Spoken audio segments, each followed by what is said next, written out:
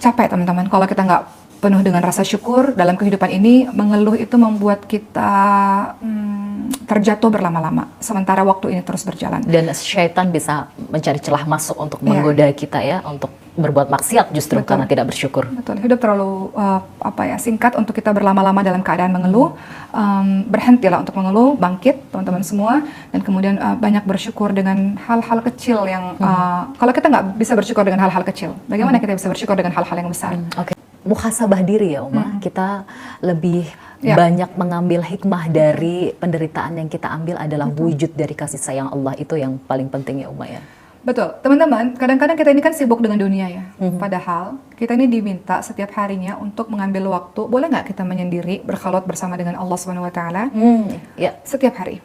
Itu sebabnya kenapa Rasulullah ingatkan di sepertiga malam terakhir itu diminta untuk bangun. Kenapa? Karena Allah turun ke langit dunia di saat semua orang terlelap. Siapa yang minta ampun pada Allah, Allah ampuni. Siapa yang berdoa, Allah kabulkan. Siapa yang minta, Allah berikan.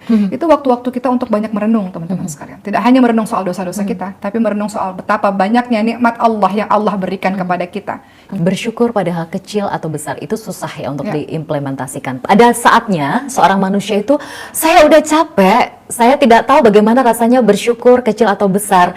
Tidak ada salahnya Uma ya, kita mengadu pada Allah ya, di sepertiga malam ya, mengeluh pada Allah, itu tidak ada salahnya Uma ya. Itu salah satu solusi daripada mengeluh pada manusia ya Uma ya. Mengeluh pada Allah, menangis di sepertiga malam, itu bukan bentuk tidak bersyukur ya Uma, tapi itu adalah jalan yang benar. Kita mengeluh pada tempatnya, begitu Uma ya. Dan jangan lupa bersyukur juga bisa kita lakukan dengan cara sujud syukur. Kadang-kadang kita suka lupa ya teman-teman sekalian, betapa banyak nikmat yang Allah kasih, kita lupa untuk sujud syukur. Maka amalkan sujud syukur dalam setiap keadaan kita. Seringkali kita lupa, mata berkedip adalah bagian dari baiknya Allah kepada kita.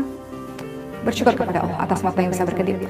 Bersyukur kepada Allah atas bernafas yang enak dikala banyak orang menggunakan alat-alat tertentu untuk bisa bernafas. Bersyukur kepada Allah kita bisa bergerak di saat orang-orang banyak butuh terapi kesana kemari dengan biaya yang sangat tinggi untuk bisa bergerak, teman-teman sekalian. Lisan yang bisa berbicara sehingga bisa menggambarkan isi hati kita. Bersyukur atas lisan yang fasih ini, sahabat-sahabat sekalian.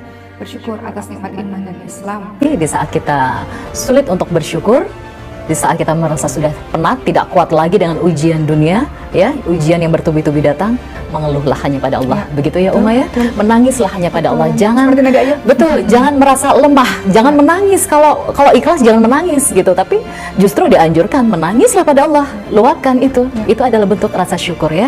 Itu Uma yang paling penting. Jadi ada dua catatan yang bisa kita ambil hikmahnya tentang syukur di sini ya sahabat Uma, di mana syukur itu menarik nikmat yang kita cari, syukur itu menarik nikmat yang kita cari, dan syukur itu adalah magnet kebahagiaan kita, magnet kebahagiaan kita.